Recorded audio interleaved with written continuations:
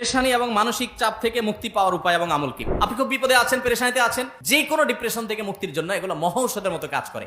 ঢাকায় বাংলাদেশের প্রথম সারির একটা ব্যবসা প্রতিষ্ঠান, 1, 2, 3 পড়বে এরকম একটা ব্যবসা প্রতিষ্ঠান, একটা কর্পোরেট অফিসে আমার একটা কাজে একবার যেতে হয়েছে। তো সেখানে এক ভদ্রলোকের সাথে দেখা, সে অফিসের বড় কর্মকর্তা। উনি আমাকে দেখে খুব আবেগ আপ্লুত হলেন এবং আমাকে একটা সময় ওনার অফিসে দাওয়াত করলেন, চা খাওয়ার জন্য গেলাম। প্রসঙ্গত উনি বললেন যে, ভাই, আমার জীবনে আপনার একটা কথার প্রভাবে আমার পুরো জীবনটাকে পরিবর্তন করছে। আমার একটা আগ্রহ তৈরি হলো, কি এমন কথা যে একটা লোকের জীবনটাকে চেঞ্জ করে দিয়েছে। লোকটা আমাকে বললেন যে, ভাই, আমার এমন একটা রোগ হয়েছে যে দেশের বাইরে বিভিন্ন চিকিৎসা আমার নেওয়া হয়েছে, বিভিন্ন হসপিটালে আমি ট্রিটমেন্ট নিয়েছি, কিন্তু আমার কোনো সমাধান হয় নাই, কোনো রোগ ভালো হয় নাই। শেষ পর্যন্ত কোম্পানির চাকরি ছেড়ে গ্রামে চলে গেছি, জাস্ট মরার অপেক্ষা।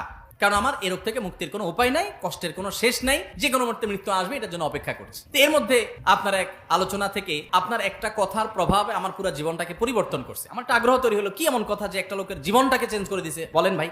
পেরেশানি এবং মানসিক চাপ থেকে মুক্তি পাওয়ার জন্য সর্বপ্রথম হলো ঈমান এবং তাকওয়াকে মজবুত করা। যার ঈমান যত দুর্বল, সে তত তাড়াতাড়ি ডিপ্রেসড হয়ে পড়ে। যার ঈমান যত শক্তিশালী, ডিপ্রেশন তাকে তত কম স্পর্শ করে। যত সমস্যাই হোক, আল্লাহ তাআলা আমার সমস্যা দেখবেন, আল্লাহ তাআলা আছেন, তার উপর আমার ভরসা থাকবে, আমার এই সমস্যার একটা সমাধান হবেই হবে, আর কিছু না হোক আখিরাত আমার সামনে পড়ে আছে। ঈমানদার ডিপ্রেসড হয়ে ভেঙে পড়বে, এটা তার সাজে না। এজন্য ঈমান মজবুত করলে ইনশাআল্লাহ পেরেশানি থেকে আমরা মুক্তি পাবো। আর এছাড়া পেরেশানি থেকে মুক্তি লাভের জন্য দুরুদ এবং ইস্তেগফার এবং দোয়া ইউনুস, তিনটা আমল, দুরুদ, ইস্তেগফার, দোয়া ইউনুস, যে কোনো ডিপ্রেশন থেকে মুক্তির জন্য এগুলো মহৌষধের মতো কাজ করে। আপনি খুব বিপদে আছেন, পেরেশানিতে আছেন, আস্তাগফিরুল্লাহ ওয়া আতুবু ইলাইহি, আল্লাহুম্মা আনতা রাব্বি লা ইলাহা ইল্লা আনতা সাইয়্যিদুল ইস্তিগফার, দুরুদ ইব্রাহিম, ছোট দুরুদ সাল্লাল্লাহু আলাইহি সাল্লাম পড়তে থাকেন অনবরত। লা ইলাহা ইল্লা আনতা সুবহানাকা ইন্নী কুনতু মিনাজ জালিমিন, দোয়া ইউনুস পড়তে থাকেন। আল্লাহ সুবহানাহু ওয়া তাআলা বলেছেন, ওয়া কাযালিকা নুনজিল মুমিনিন। ইউনুস আলাইহিস সালামকে যেভাবে এই দোয়ার মাধ্যমে আল্লাহ রক্ষা করেছেন, ঠিক একই ভাবে ঈমানদারদেরকে আল্লাহ তাআলা রক্ষা করবেন দোয়া ইউনুসের মাধ্যমে ইনশাআল্লাহ।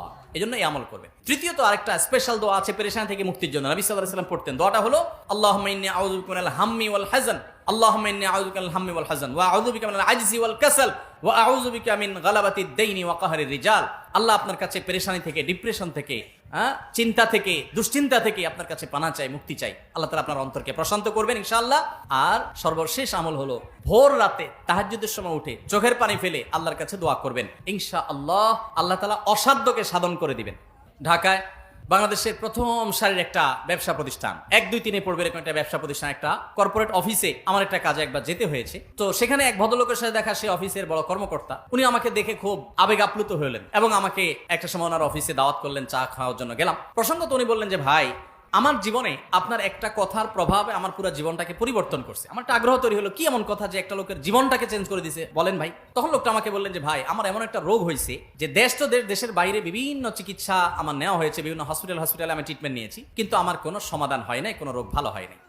শেষ পর্যন্ত কোম্পানির চাকরি ছেড়ে গ্রামে চলে গেছি, জাস্ট মরার অপেক্ষা।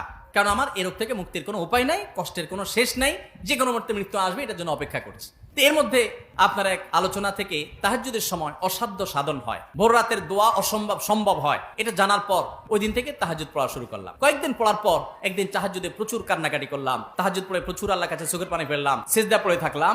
এরপর তাহাজ্জুদের নামাজ পড়ার পর সকাল থেকে আমার শরীর থেকে সেই রোগ যে উধাও হয়েছে, এখন আবার কোম্পানিতে ব্যাক করে আমি চেয়ারে বসে কাজ করছি।